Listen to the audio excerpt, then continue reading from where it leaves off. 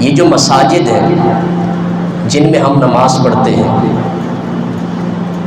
یاد رکھیں مساجد کا مقصد صرف نماز پڑھنا نہیں ہے، لیکن معذرت کے ساتھ کہہ رہا ہوں، معذرت کے ساتھ کہہ رہا ہوں، کسی پہ تنقید نہیں کر رہا ہوں، خدا کے لیے یہ منبر رسول ہے، یہاں سے بات ہوتی ہے اصلاح کی غرض سے، کسی پہ تنقید کر کے ہمیں کیا ملنا ہے، اصلاح کی غرض سے بات عرض کر رہا ہوں۔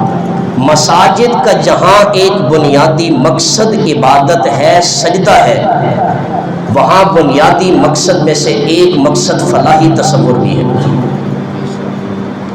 مساجد کی انجمن کے فرائض میں یہ چیز شامل ہے کہ وہ پورے محلے کے جتنے لوگ مسجد میں نماز پڑھنے کے لیے آتے ہیں وہ اس بات کا ادراک کریں کہ ان میں کون کون سے لوگ ہیں جن کی بنیادی ضرورتوں کی تکمیل نہیں ہو رہی، اور ان کی تکمیل کا اسی مسجد سے انتظام کریں۔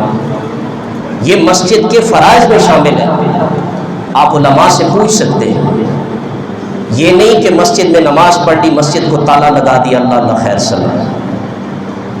کاش آج مسلمان کو پتہ چلے ایک مسجد جو اللہ کے نبی نے مسجد نبوی بنائی تھی، اس مسجد نبوی میں بیٹھ کر اللہ کے نبی نے صحابہ کو جو تعلیم دی، ان میں ایک تعلیم یہ بھی تھی کہ اسی مسجد میں بیٹھ کر آپ علیہ السلام نے درس دیا، تمہارا کوئی مسلمان بھائی بھوکا نہیں رہنا چاہیے۔ جب مسجد نبوی کا درس یہی ہے تو محلے کی مسجد کا وہی درس نہیں ہونا چاہیے؟ یہ انجمن کے فرائض میں شامل ہے، اور اس کا طریقہ کیا ہے؟ اس کا طریقہ یہ ہے کہ مسجد کی جو انتظامیہ ہے وہ ایک کمیٹی تشکیل دے، جس میں امراء اور غرباء کی الگ الگ ایک فہرست بنائے، ایک اچھا مشورہ دے لو دین اسلام کے مطابق۔ پھر کیا کریں؟ امیر لوگوں کو ترغیب دیں کہ ان مسجد سے جڑے ہوئے جتنے ضرورت مند لوگ ہیں ان کی ضرورتوں کی تکمیل ہم نے اٹھانی ہے۔ پورے محلے میں کوئی بندہ غریب رہے گا؟ یہ مسجد کے دروازوں پہ بھیک مانگنے والے رہیں گے؟ اللہ اکبر۔ بلکہ اس سے بھی بڑھ کے ایک بات عرض کروں، یہ مسجد ہے، اس کے ساتھ کئی گلیاں، ایک گلی میں 10 گھر ہیں، اس میں 2 افراد ہی ہوں گے جو غریب ہوں گے، 8 افراد اچھے ہیں، صاحب ثروت ہیں۔ یہ 8 افراد فیصلہ کر لیں کہ اس گلی کے 2 غریبوں کے گھروں کا چولہا ہم نے بجھنے نہیں دینا۔ اگر ہر گلی میں اس طرح کے افراد فیصلہ کر لیں تو ساری گلیوں کے دکھ درد بانٹے جا سکتے ہیں کہ نہیں جا سکتے؟ بانٹے جا سکتے ہیں۔ اس سے کیا ہوگا؟ اس مسجد کی انتظامیہ کا محلے والوں کے ساتھ تعلق جڑے گا، آپس میں محبتیں پیدا ہوں گی۔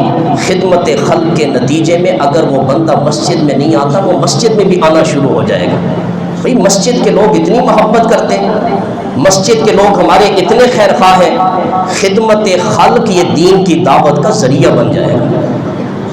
اس لیے میں عرض کر رہا تھا کہ رسول اللہ صلی اللہ علیہ وسلم کی سیرت کا تیسرا وصف جو حضرت خدیجہ رضی اللہ تعالی عنہ نے بیان فرمایا وہ یہ ہے کہ وَتَكْسِبُ الْمَعْدُومَ، اللہ کے نبی آپ تو ان کے لیے کمائی کرتے ہیں، کاروبار کرتے ہیں جن کا کوئی کمانے والا نہیں، اور الحمدللہ آج بھی ان لوگوں کو جانتے ہیں جنہوں نے اپنے کاروبار میں بیواؤں کا، یتیموں کا، غریبوں کا حصہ ڈال کر ماہانہ ان کی گھر کے چولہے کے جلانے کا انتظام کر رکھا ہے۔